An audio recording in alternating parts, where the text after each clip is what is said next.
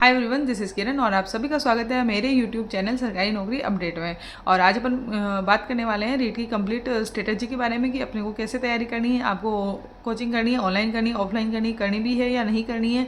और मैंने भी रीट का दिया था लास्ट टाइम और मेरा भी रीट क्वालिफाई है और मेरे 106 मार्क्स थे। और मैंने बहुत ही कम समय में, ये अभी जितना समय बाकी है मैंने इससे भी कम समय में रीट क्वालिफाई किया था और मेरा सीटेट भी क्वालिफाई है। और तो बस मेरी क्या स्ट्रेटजी थी मैं वही आप लोगों के साथ डिस्कस करने वाली हूँ और आपको वही बुक्स बताने वाली हूँ जो मैंने पढ़ी थी। तो आप सभी का टाइम वेस्ट ना करते हुए स्टार्ट करते हैं अपन आगे का प्रोसीजर। तो अब अपन बात कर लेते हैं रीट लेवल 1 और लेवल 2 दोनों की। तो लेवल 1 की पहले बात करते हैं, उससे पहले अपन बात कर लेते हैं इन डेज़ को, लगभग 21 दिसंबर से लेके और 26 फरवरी तक लगभग आपका 67 डेज है। आप 65 ही मान के चलिए, ठीक है। इन 65 डेज़ को अपन डिवाइड करते हैं 40, 10 और 15। अब ये मैं क्यों डिवाइड कर रही हूँ वो आपको पता लग जाएगा। 40 डेज़ में आपको आपका जो भी सिलेबस है वो कंप्लीट करना है और 10 डेज़ में आपको रिवीजन करना है और 15 डेज़ में आपको मॉक प्लस रिवीजन, ठीक है। मॉक प्लस रिवीजन आपको करना है। अब इन सबको स्टार्ट करने से पहले अपन देख लेते हैं, पहले अपन लेवल 1 की बात करते हैं। आपका पेपर आने वाला है 150 मार्क्स का, ओके।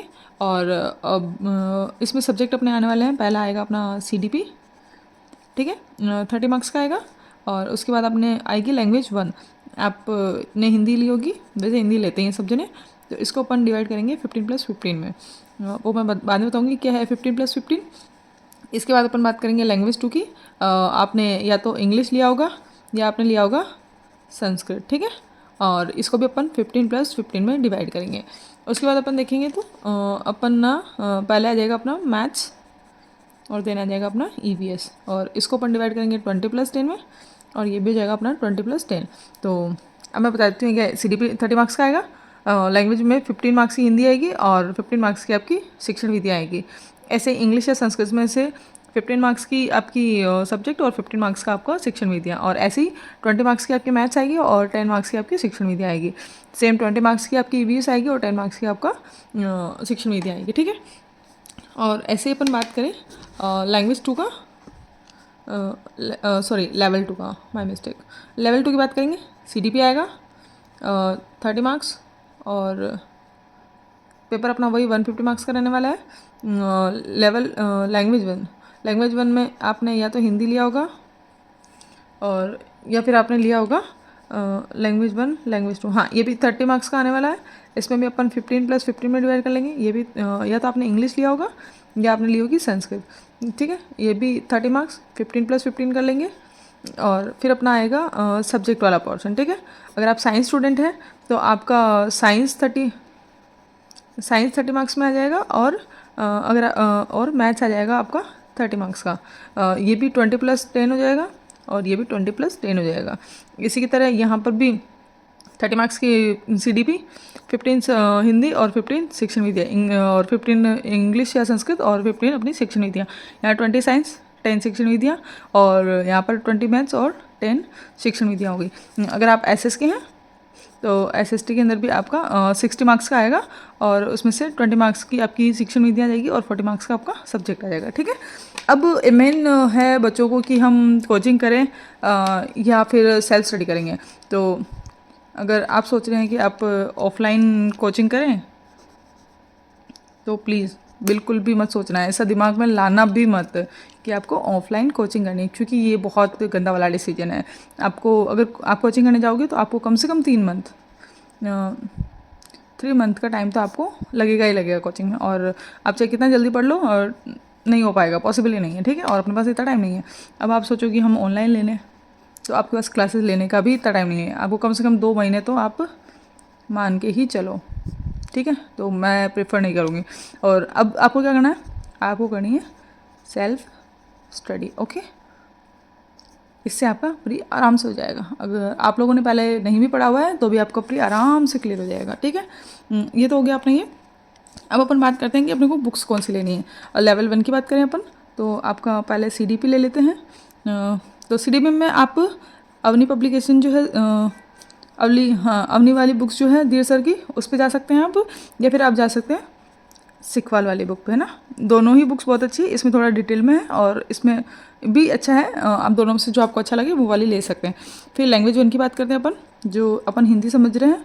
अगर आप हिंदी ले रहे हैं तो आपकी जो 9th से 12th वाली जो बुक आती है एक ग्रामर वाली, वो ले लें। जो RBSC वाली अपनी बुक आती है वो ले लें, उससे बाहर कुछ नहीं जाता है, ठीक है। और हाँ, एक चीज़ और ध्यान रखना कि जिसके पास ओरिजिनल बुक है वो देख के जाना, क्योंकि मार्केट में आजकल जो डुप्लीकेट बुक है वो बहुत ही अलग आ रही है और उसमें क्वेश्चंस के आंसर भी बहुत अलग अलग है। क्योंकि मैंने जब तैयारी करी थी मैंने देखा था सेम उसका ड्यूप बना रखा है और उसमें आंसर्स बहुत गलत है, ठीक है। और फिर अपन लैंग्वेज 2 अपन आ जाते हैं, इंग्लिश और इसमें संस्कृत में। अगर आपका संस्कृत है, आप साफल्यम वाली जो बुक है इस पे जाइए, इससे बेस्ट कोई दूसरी बुक आपको नहीं मिलेगी, ठीक है। और अगर आप इंग्लिश के हैं तो आप सिखवाल वाली बुक से पढ़ सकते हैं, ओके। और फिर आते हैं अपना EVS पे, ठीक है। EVS पे आते हैं तो आप मुकेश पंचोली सर की क्लास पे, मुकेश पंचोली सर का जो मटेरियल है बुक पे मिल जाएगी आपको, और क्लासेस लेनी है तो यूट्यूब पे मिल जाएगी, ठीक है। यहाँ से आप ले सकते हैं। अब अपन आते हैं मैथ्स पे। लेवल 1 वालों के लिए मैथ्स पे आई थिंक माथुरिया सर की बुक बहुत है, ठीक है। ये हो गया आपका लेवल 1। इससे बाहर आपको कुछ भी नहीं पढ़ना है। अगर आप इससे ज़्यादा एक्स्ट्रा पढ़ते हैं तो फिर आपको टाइम वेस्ट करना हो जाएगा, ठीक है।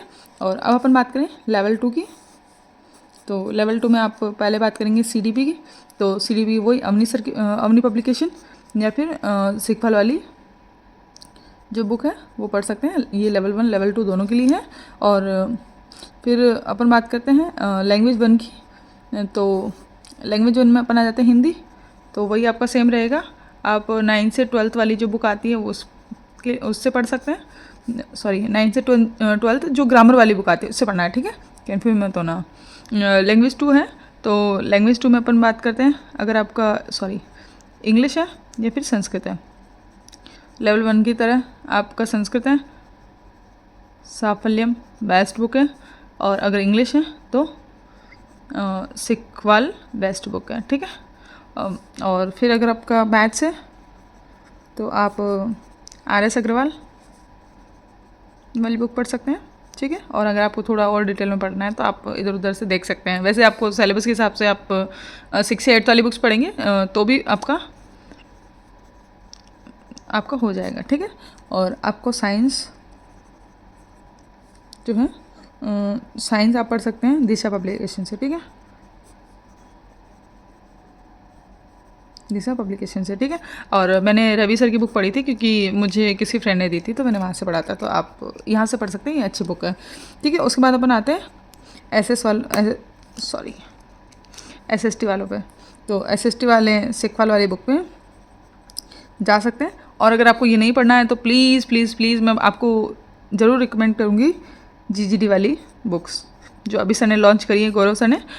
ये गौरव ज्ञानधारा करके जो यूट्यूब पे अपना चैनल है उसको आप मस्ट है आपके लिए, एक बार जाके आप उसको ज़रूर चेकआउट करना, वहाँ से आप पढ़ सकते हैं। और ऑनलाइन अगर आपको थोड़ा बहुत क्लासेस लेनी है तो वहाँ से ले सकते हैं, वरना आप GGD वाली जो बुक्स है वो मार्केट में अवेलेबल है, आप जाके इनको वहाँ से परचेस कर सकते हैं, ठीक है। तो आई होप आप सभी को अच्छे से समझ में आ गया होगा। और इसके बारे में और मैं बता देती हूँ। मैं एक और चीज़ एड ऑन करना चाहूँगी, आप शिक्षण विधियाँ कलाम वाली बुक से पढ़ सकते हैं, वहाँ बहुत अच्छी है।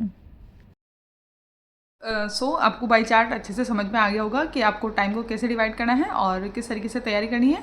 और इसमें मैंने जो बताया है आपको लास्ट के जो आपको मॉक अच्छे से देने हैं, जब आपका सिलेबस डन हो जाता है उसके बाद आपको रिवाइज़ करना है, और रिवीजन के साथ साथ आपको मॉक भी देने हैं, ठीक है।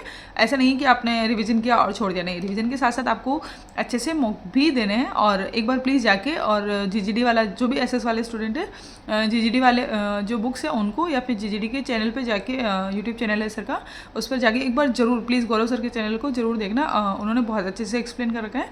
और आई होप आप सभी के लिए मेरी ये वाली वीडियो बहुत ज़्यादा यूज़फुल रही होगी। अगर रही है तो प्लीज़ अपने दोस्तों के साथ शेयर कीजिए और ज़्यादा से ज़्यादा कमेंट कीजिए, और प्लीज़ मेरे चैनल को सब्सक्राइब कीजिए ताकि आप लोगों तक मेरी जो ये वीडियोज़ है वो पहुँच सके। और थैंक यू अपना इतना कीमती समय देने के लिए। Thank you so much guys.